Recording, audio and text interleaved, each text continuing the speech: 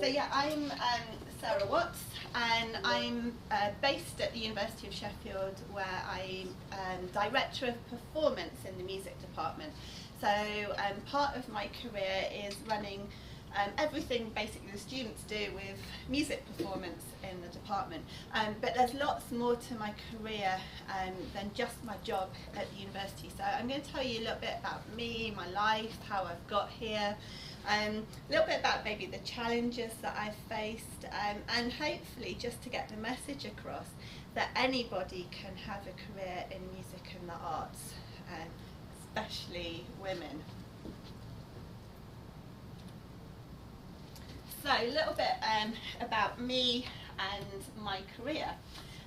So primarily, I actually consider myself a performer, even over an academic and university teacher. It's what I've been doing since I think I was 3. I started when I was really small. I think I did my first exam when I was 6. I've been on stage. I think I did my first concert when I was 3, when I was at nursery school. And my nursery teacher gave me a little bit of recorded music, and I went and played it the next day. So I've always been on the stage, and it's really the only thing I've wanted to do is have a career in music.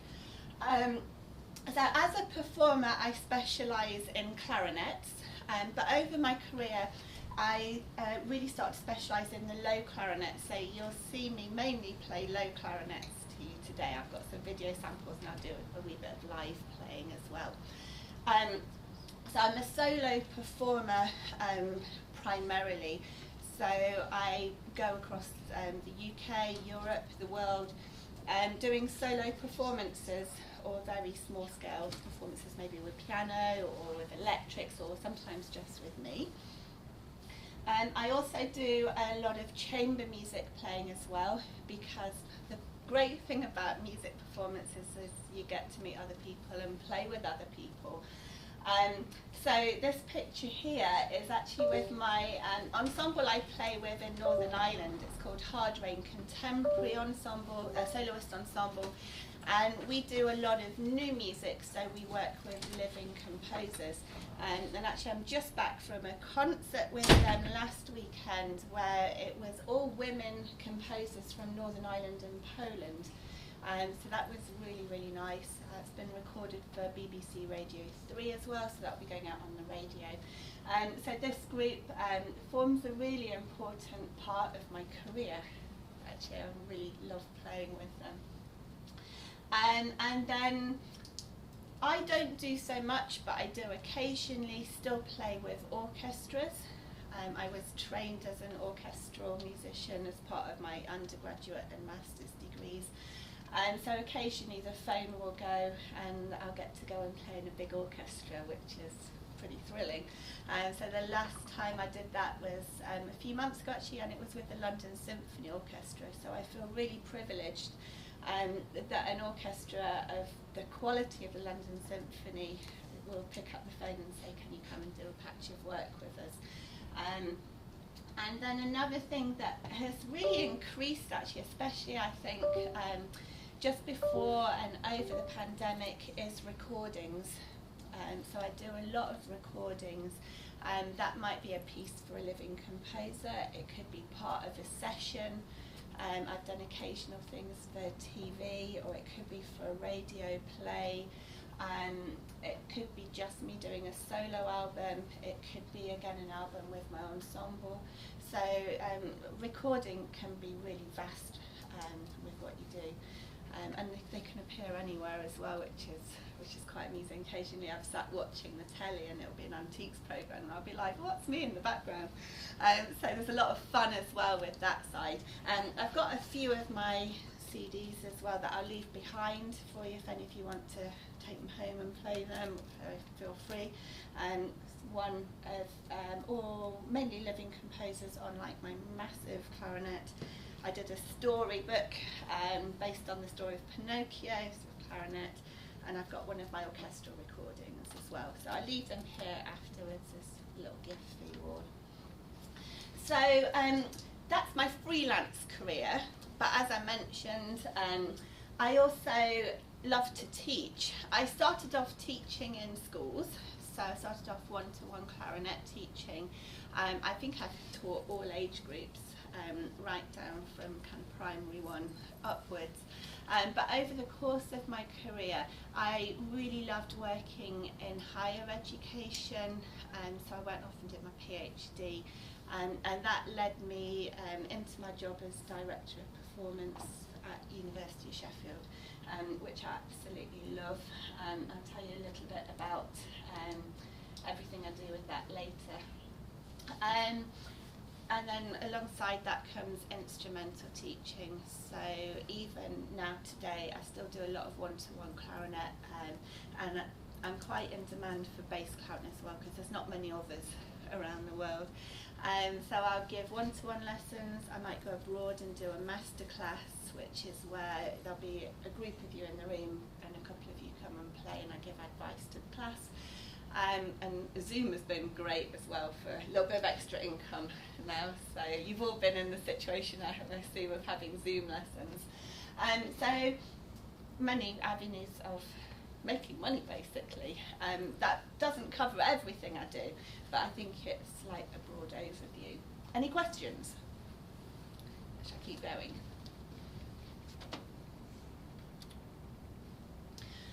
I wanted to play you things as well as just talk, so you can hear a little bit about what I do. And this is part of a recent project I've just done. And I've just come back from America, luckily pre-Trump, came back the day before the inauguration. And with a pianist friend in the States, I've recorded an album of music by black composers, which is something I'm really passionate about, is equality, equity, inclusivity as a whole, because we're here today talking about women in music, but as we know, underrepresented people goes much beyond women and men. So part of my work over the past few years has been really to help highlight not only women but other underrepresented people.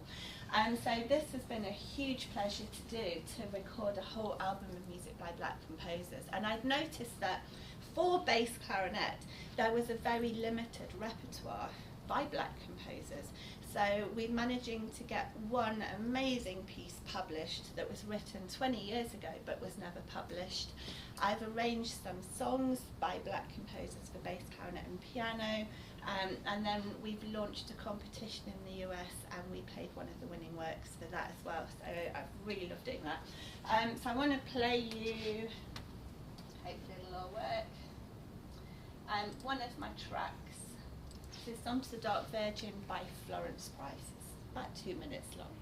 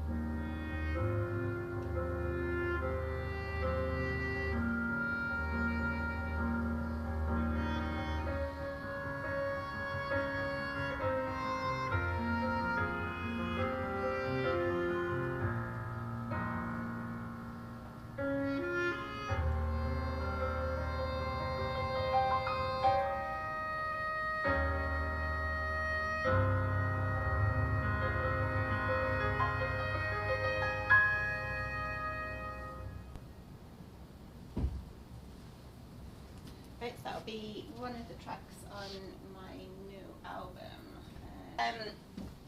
That's a short piece by Florence Price, originally for voice and piano, but I just love song, so it seemed like a nice project to do.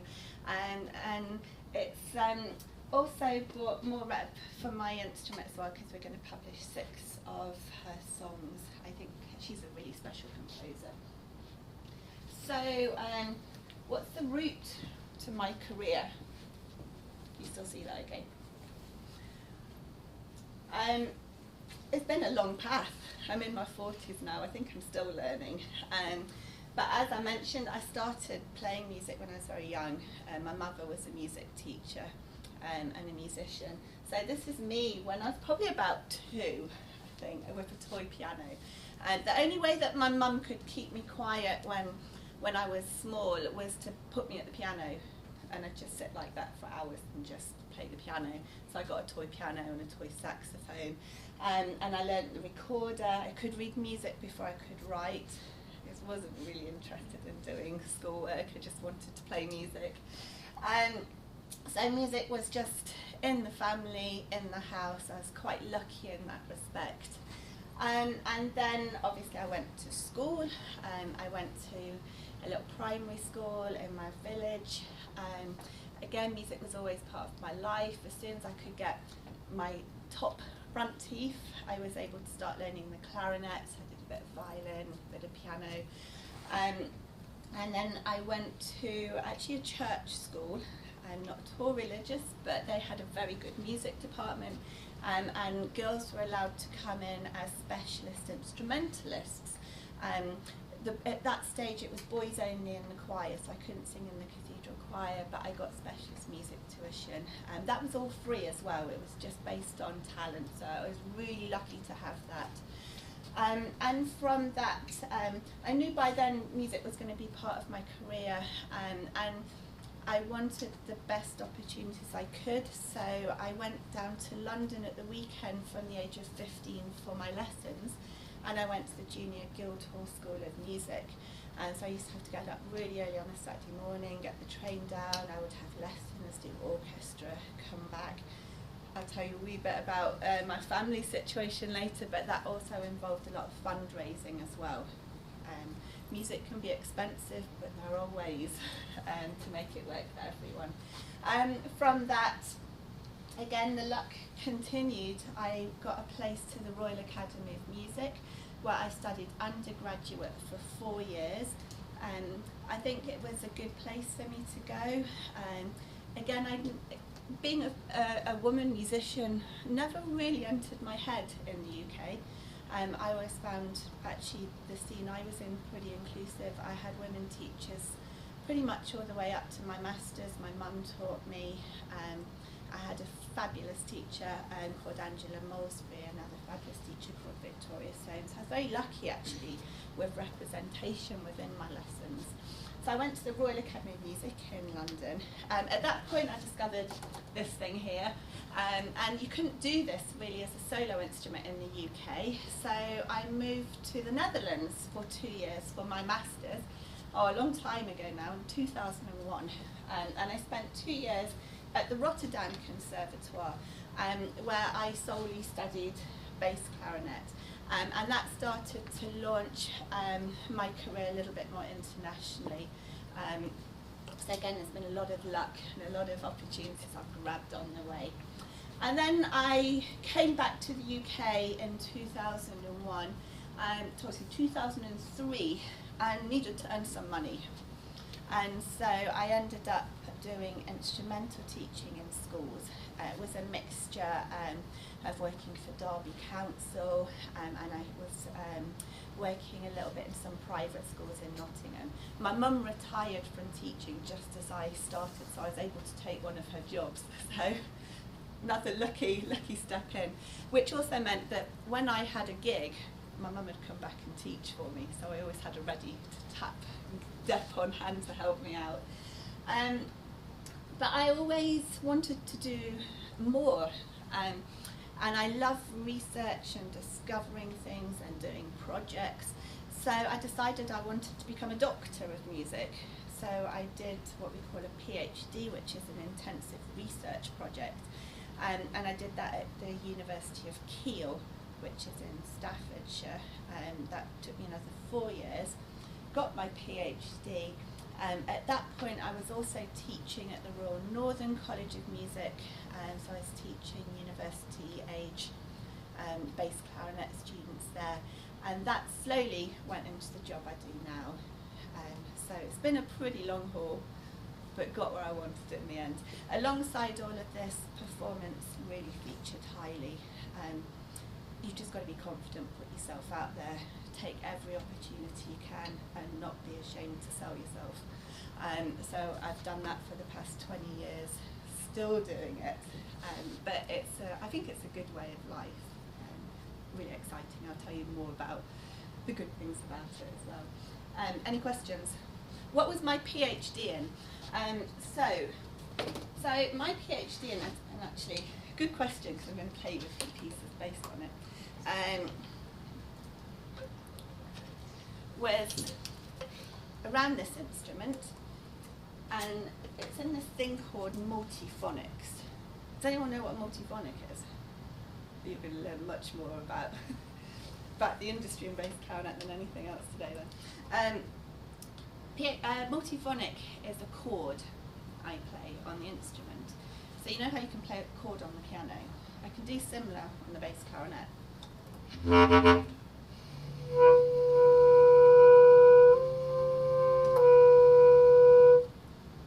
hear that? I can do wild ones as well. So I spent 4 years researching these, writing pieces, and writing a book. That normally kills all conversation. But it was the best 4 years of my life, actually. I loved doing it. And actually it got me a name as the world's bass clarinet multiphonic expert, so I think it was worth doing. So this goes very nicely into my next thing, and I'm going to play live for you, so good question. So you end up doing lots of projects within music to make money, but also to further your career. You never stop learning, and you never stop doing things in music, which is probably why I love it, because my brain is always like in 10th gear. And a couple of years ago I got funding from the Arts Council England. That is government funding, and there's a whole pool of it that you can apply for different projects. And they paid me over the course of a year, the equivalent of about 1 day a week, to write what I call my multiphonic miniatures. And this is a book of 24 pieces for solo bass clarinet that are aimed to help other people learn to play multiphonics on this instrument. But I wanted to make them fun, because for those of you that play instruments, like studies are boring, aren't they? Scales are boring. So I wanted to make them fun. So I've done them on graphic scores. A graphic score is a picture or an image that can inspire you, and it might have some notation. It might use things like bars, or it might be fully improvised. So I'm going to play you a couple of them. So the first one is called Eric Dolphy. Eric Dolphy is my favourite bass clarinet player. He was a black jazz bass clarinet player from America, and he was, I guess, the pioneer of my instrument. He had a phenomenal technique and pushed the bass clarinet as a solo instrument beyond anything we've ever heard before. And his influence, I think, is probably why I'm here today, because he really inspired so many people to play bass clarinet. Unfortunately, he died in the mid-1960s. He was a diabetic, but undiagnosed. He was on a jazz tour in Germany, and he went into a diabetic coma. They looked at him and thought, he's a black jazz player, he'll be on drugs. And they didn't. They misdiagnosing him, and he passed away. But his legacy has been so important to us. So I wanted to write a piece in homage of him. Eric Dolphy's also my cat. he's my black cat. He's really naughty. We got him during the pandemic, and gosh, do we know we have Eric Dolphy. So Eric Dolphy, the bass clarinet player, wrote a piece called Out to Lunch, a really famous piece he wrote. My Eric Dolphy goes out to lunch to catch mice from the fields. So this multiphonic features the charts from Out to Lunch, some multiphonics and some meow sounds. Let's see if I can give you an example. Each piece is about 2 to 3 minutes long, and it's just supposed to be an exploration around the multiphonics. So my reeds are unwarmed up.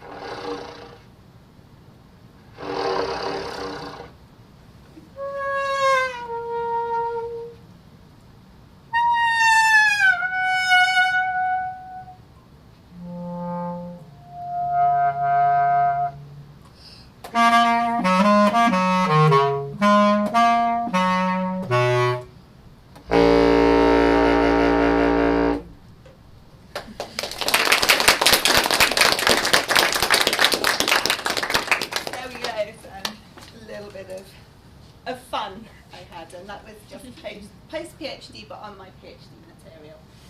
If we have time at the end, I'll play you one more, but we'll keep going for now. So, challenging aspects of my job. So I think I've told you a lot of the fun stuff, but as with any job, there's challenges with it. So I think the first one is long hours. If you're a musician, you get used to getting up at 4 or 5 o'clock in the morning to get a 6 o'clock flight. You know, you'll fly into Belfast, and then I'll go straight into rehearsal for 6 hours, and then collapse into bed after that. So the hours can be incredibly long. You know, even now working at university, I have to get up at 6 in the morning to get from Nottingham, where I live, up to Sheffield. I'll often work all day. Sometimes I'll go back home, and then I'll have to practice before I go to bed because I've got a concert coming up. So I think the long hours is the hardest part of it. I often have to sacrifice weekends because I might be away performing, or I might have to discipline myself not to go out on a Saturday night, but again, to learn the music that I've got for my next concerts. You know, I'll fly for 13 hours on a plane to America and have to go straight into rehearsal. So you've got to learn to deal with stuff like jet lag. I came back from South Korea straight into a lecture at university and promptly shouted at all of my students because they were 10 minutes late because they'd slept in bed. I was like, don't you do that when I've got jet lag. So long hours, for me it's always a challenge because I love my bed.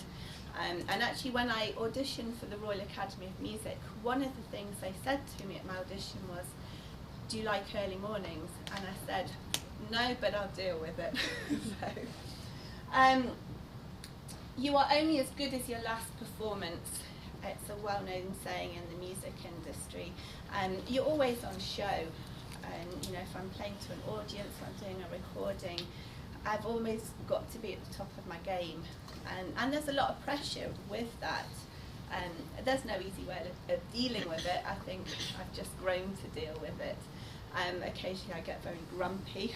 Like in my ensemble last week, we all felt the pressure because we'd had 3 concerts in 2 weeks, all done our day jobs as well, and we were really feeling the pressure. So I have to deal with the pressure to stay at the top of my game and to, you know, stay being one of the top players in the world.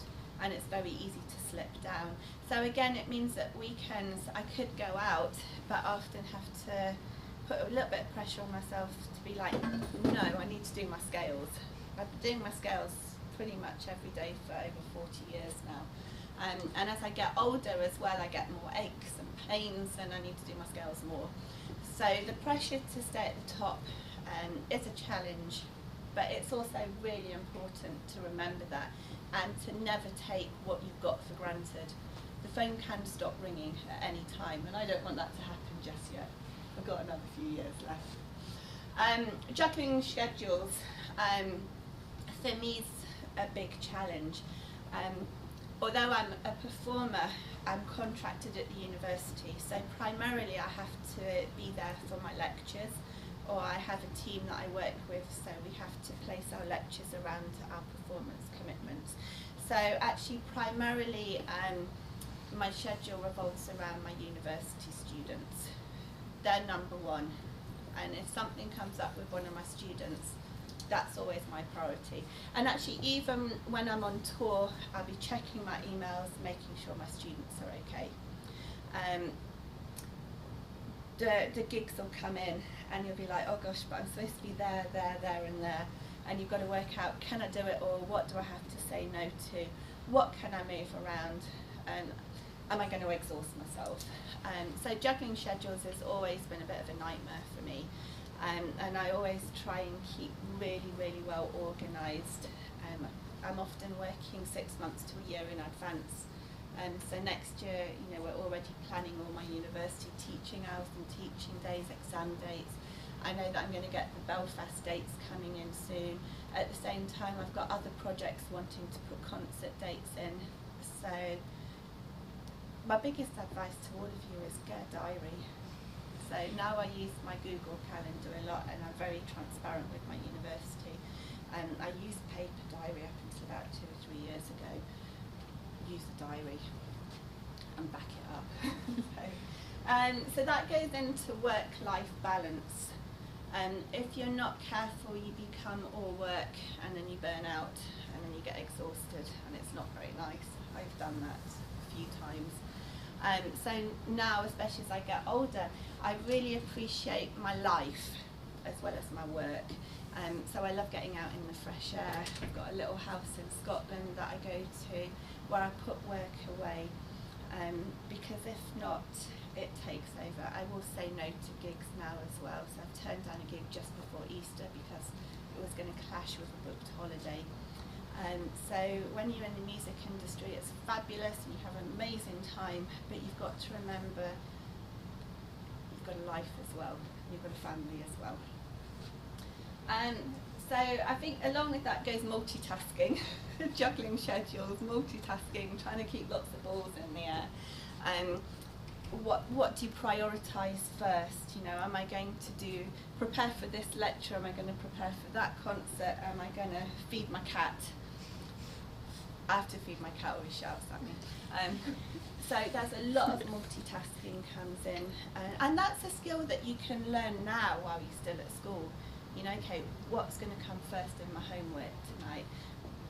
What can I do before I watch my favourite TV programme? So you know, you can multitask, and you can train yourself to do it well. And again, it's all linked. So a musician has multiple income streams, so I have to prioritise, and I have to be organised, or I'd just be in a massive mess on the floor. Often am, to be quite honest, because even now it's still difficult.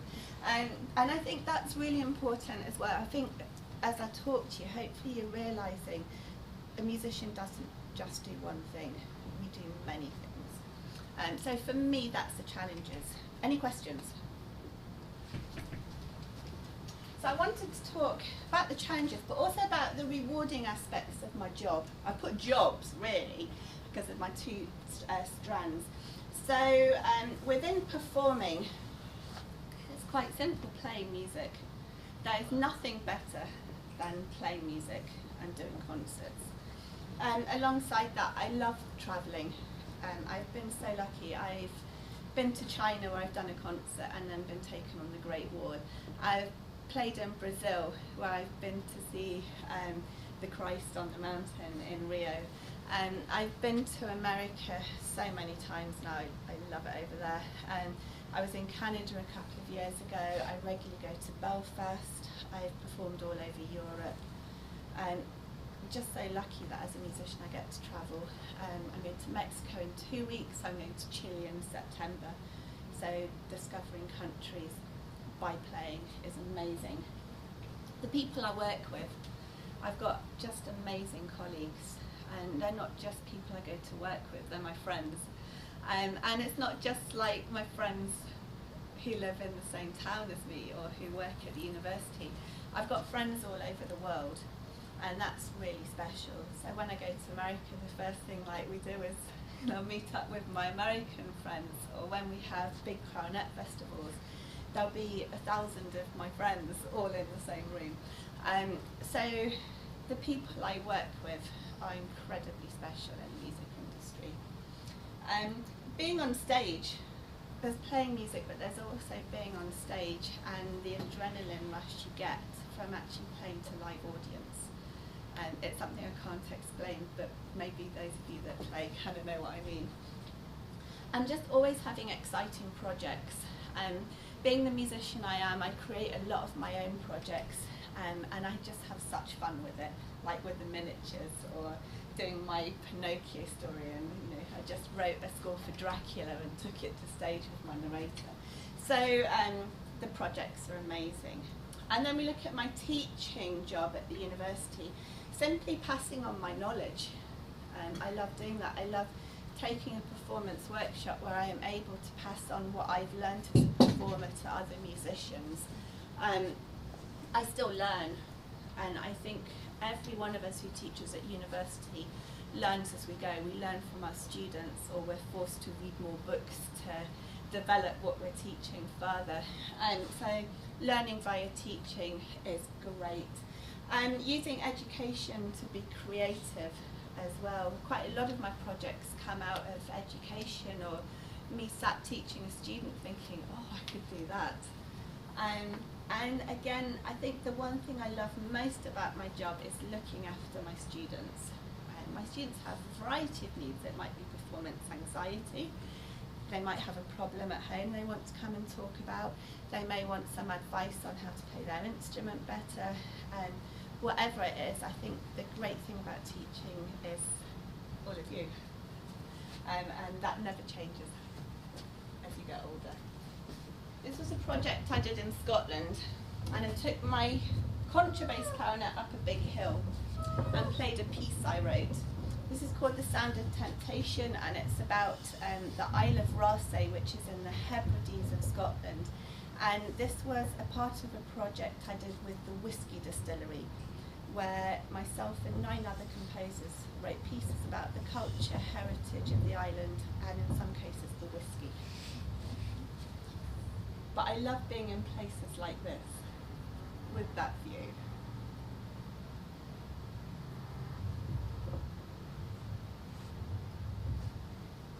So it's a wee bit.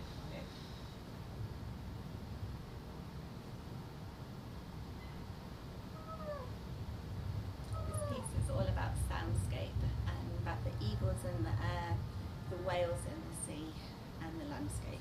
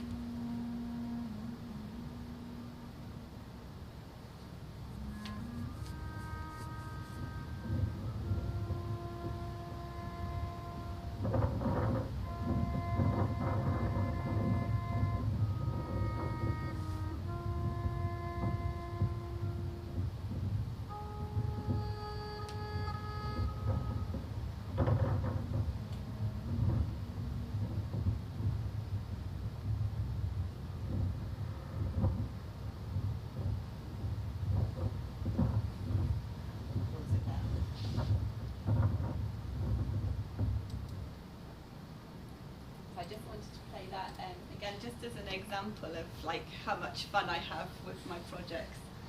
I was quite heavy carrying those up that hill. So, being a woman in the music industry, I'm going to be honest now and say we have to work extra hard.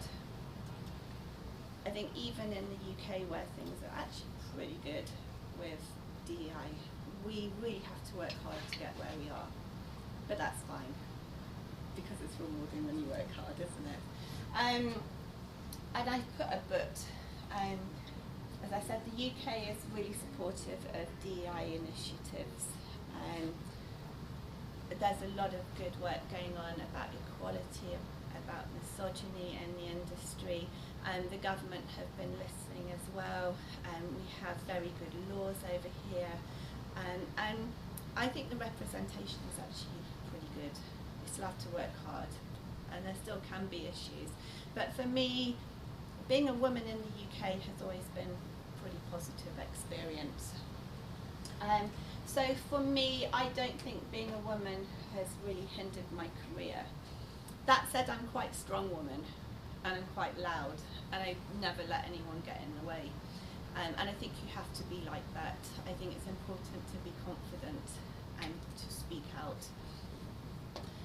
But then this brings me to a project that I've been part of on an international level, as my experiences of being a woman in other countries has been very different.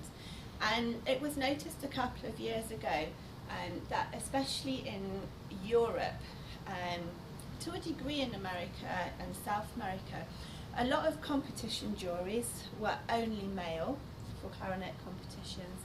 A lot of festivals only featured men as guest artists, and a lot of master classes featured men taking the classes. And it's like, no, this isn't good enough. It's like myself and my many women colleagues, like, we're of the same standard. We want representation as well. And so we formed a group called Clarinet, which is a Facebook group, and that aims to highlight the work we do, but also highlight the work we're not involved with, that we get silenced and pushed out from. And we've made a little logo, and we made a little pledge up, and the industry has slowly really taken this on board and is starting to embrace this.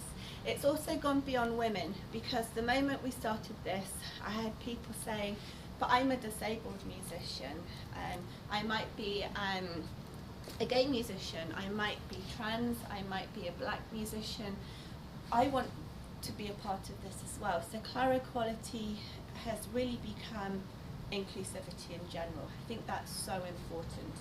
So our pledges, I'm an ally and advocate for equality and diversity in the worldwide clarinet community.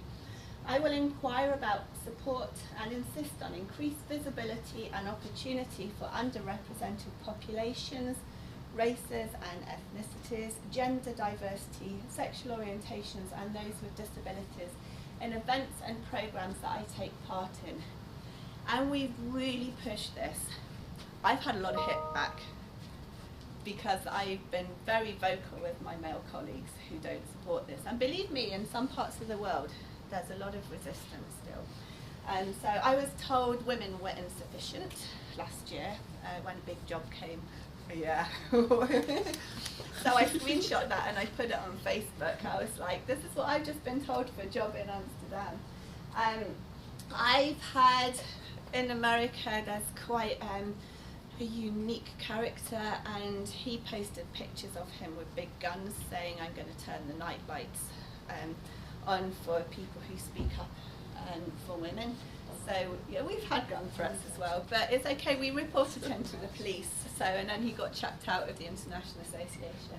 And then I had a man in Belgium say that the people of Europe don't want this. So I said, well, I'm a people of Europe and I want this. And then he wrote to my university complaining about me.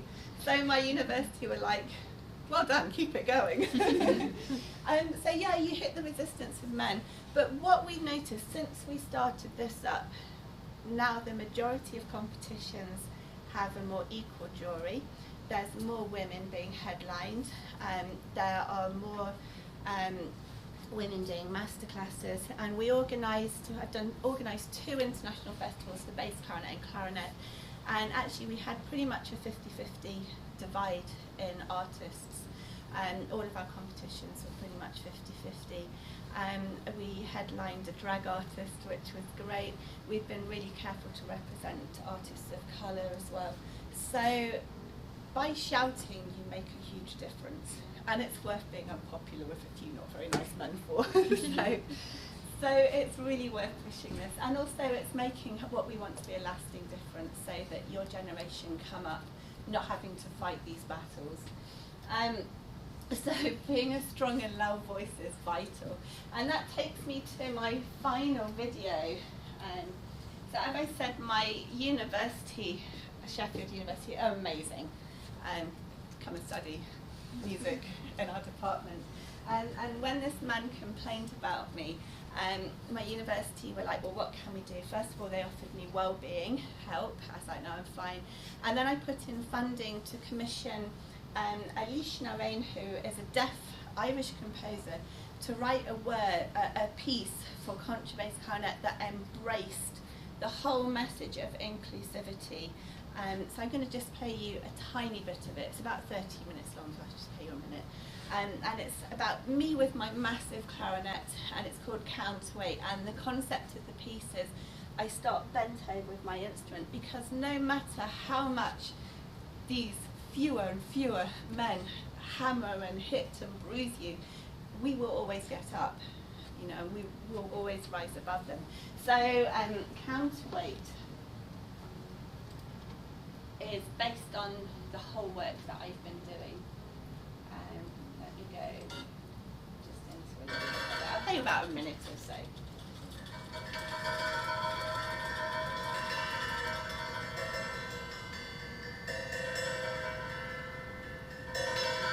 I'll get Rianne to send you the slides over as well, so that you can watch these videos and look at the slides again.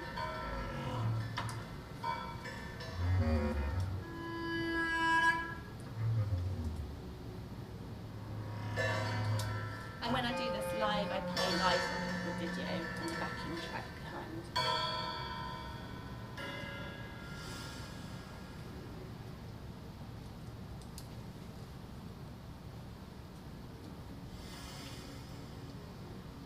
It's very sparse in scoring, which is kind of the intention. And it was really interesting to work with a deaf composer. She can't hear high notes, but she can hear low notes. So the whole process of being able to work in person to create this was really special.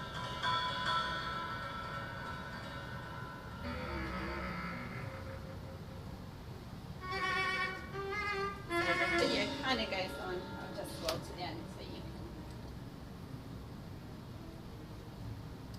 see by the end. Risen up against the challenges.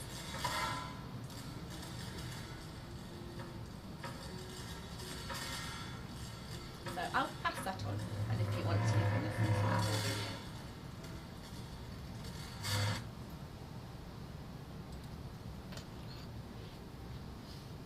So my advice for anyone wanting to work in this sector, this can be music performance, arts in general, anyone can work in music and the arts. It's not reserved for certain people. I think my background evidences that. I actually became part of a single parent family because my father died when I was 15. So my mother was left basically to provide for me and my brother, and also my grandma. Probably why I'm so strong now as well. I had a little bit of luck as well along the way. But I was also first generation university student as well. I was the first person in my family to go to university, and I'm certainly the first person to end up teaching at university as well. So if I can do it, anyone can do it. I was lucky enough to go to junior conservatoire, to have good lessons, to work my way up for university. I got sponsorship most of the way through. My local bus company paid my train fares to London when I was at junior conservatoire. I worked through my undergraduate. I used to do concert stewarding, bits of teaching, and then I got a Leverhulme fellowship to go and study in Holland. So there are ways of funding yourself if you come from my sort of background. And ultimately there are many ways to make money in the music industry to supplement performance income. It is tough being a performer, but as you see, you can supplement it by teaching, by music admin, by education, by community work. So it's a great career to be in. And so I hope I've got that through to you all today.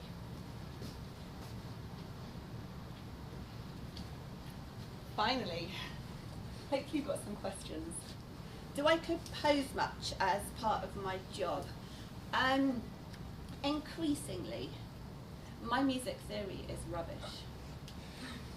I used to do Bach chorales at A-level, and like my A-level teacher would play them on the piano and laugh at me. And my harmonies got worse as I do more contemporary music. But what I love is writing for my instrument. So as I've got older, I've had the courage to write solo music just for my instrument. And that's been really rewarding, like the miniatures, and I'm doing more of those. And I've done a lot of arranging as well. So I do a lot of bass clarinet courses, and I've been arranging music for bass clarinet choirs. I've done stuff like Bohemian Rhapsody, Beethoven's Fifth Symphony, some Florence Price songs. So actually arranging and my own type of composition. How did I get the opportunity to teach at a school? So I primarily have never done classroom teaching, but I've done one-to-one. So my first job, I was very lucky, my mum taught at a school. And actually when my dad was sick and I was doing as much of my GCSEs, I had to go and do a little bit of teaching for her because she was one-to-one. I don't think that would happen these days with DBS checks. But I was lucky enough to get in at the school before I went to university, and when she retired I took over her teaching job. But I also got teaching jobs at other private schools and also with Derby Council simply by answering job adverts and also emailing the music clubs and saying, do you want a teacher? So it's keeping an eye on music adverts really. Getting a little bit of experience as well. I started teaching actually when I got my grade 8 at the age of 13, and I got my very first student then, and I would charge them £3 an hour, and my mum actually just oversaw my first couple of lessons just to make sure I was on the right track, and I started teaching. So actually once you get to a certain standard, get yourself a student, or go and ask your teacher if you can watch a few lessons. Get that little bit of experience and then just start off. So quite a few students at university teach as well, don't they? Yeah, absolutely. Yeah. It's a good thing to do on the side of some of the things in your own time. Yeah. There's agencies in Sheffield as well that you can join that will book you to teach one-on-one lessons. So there are actually a lot of ways in for instrumental teaching, and it's a very good way to go. It's not bad money. And it's more flexible hours as well if it's one-to-one. You can teach in schools, you can set up a studio, or some of the agencies will send you to children's houses as well. So lots of ways in. So after my grade 8, what did I work towards? So for me, grade 8 was the start point. Okay, I think most of you think grade 8 is, you're there, yeah? So once I got to grade 8, really, I was like, okay, grade 8 is this level, I want to keep going up. So I increased the amount of scales I practiced. Sorry, not the fancy one. And I increased the amount of etudes I did. I didn't do diplomas, you can do diplomas. I didn't take that route, I just developed rep, I played more rep, did more concerts. And took every opportunity I could actually. I did a lot of the youth orchestras, both in Nottingham and also at the Junior Guild I found friends to play chamber music with as well. So my advice would be, once you get to that pinnacle of grade 8, start again and give yourself new aims to keep getting better. It's a good question. What is it about the bass clarinet that makes it special enough for me to specialise? Oh, I don't know. I just love it. You know, I love the low notes. And when I first started on the bass clarinet, I could just see endless possibilities with it. It's got the largest register of any of the wind instruments.